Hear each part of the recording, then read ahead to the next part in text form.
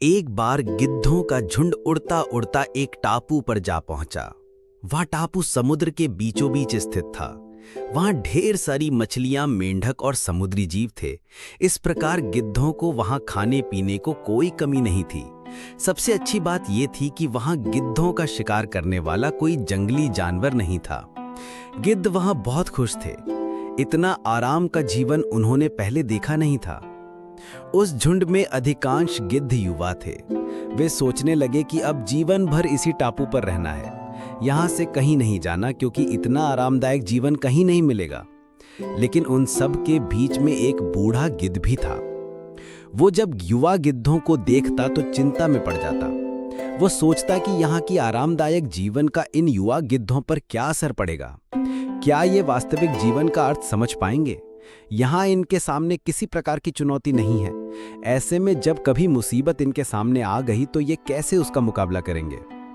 बहुत सोचने के बाद एक दिन बूढ़े गिद्ध ने सभी गिद्धों की सभा बुलाई। अपनी चिंता जताते हुए वह सबसे बोला, इस टापू में रहते हुए हमें बहुत दिन हो गए हैं।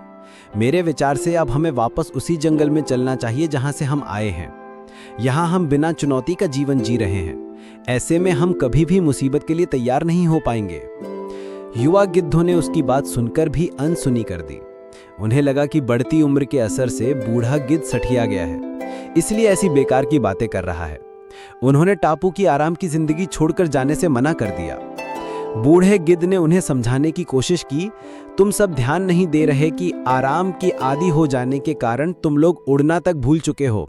ऐसे में मुसीबत आई तो क्या करोगे? मेरी बात मानो, मेरे साथ चलो। लेकिन किसी ने बूढ़े गिद्ध की बात नहीं मानी। बूढ़ा गिद्ध अकेला ही वहां से चला गया। कुछ महीने बीते। एक दिन बूढ़े गिद्ध ने टापू पर गए गिद्धों की खोज खबर लेने की सोची और उड़ता उड़ता उस टापू पर पहुंचा। टापू पर जाकर उसने देखा कि वहां का नजारा बदला हुआ था। जहां देखो वहां गिद्धों की लाशें पड़ी थीं। कई गिद्ध लहूलुहान और घायल पड़े हुए थे। हैरान बूढ़े गिद्ध ने एक घायल गिद्ध से पूछा, ये क्या हो गया? तुम लोगों की ये हालत कैसे हुई? घायल गिद्ध ने बताया, आपके जाने के बाद हम इस टापू पर बड़े मजे की जिंदगी जी रहे थे, लेकिन एक दिन एक जहाज यहाँ आया। उस जहाज से यहाँ चीते छोड़ दिए गए। शुरू में तो उन चीतों ने हमें कुछ नहीं किया, लेकिन कुछ दिनों बाद जब उन्हें आभास हुआ कि हम उड़ना भूल चुके हैं, हमारे पंजे और नाखून इतने कमजोर पड़ गए हैं कि हम तो किसी पर हमला भी नहीं कर सकते और ना ही अपना बचाव कर सकते हैं, तो उन्होंने हमें एक एक कर मारकर खाना शुरू कर दिया। उन्हीं के कारण हमारा ये हाल है। शायद आपकी बात ना मानने का ये फल हमें मिला है।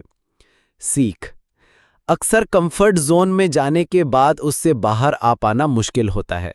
ऐसे में चुनौतियां आने पर उसका सामना कर पाना आसान नहीं होता। इसलिए कभी भी कंफर्ट जोन में जाकर खुश ना हो जाएं। खुद को हमेशा चुनौती देते रहें और मुसीबत के लिए तैयार रहें। जब तब आप चुनौती का सामना करते रहेंगे, आगे बढ़ते रहेंगे।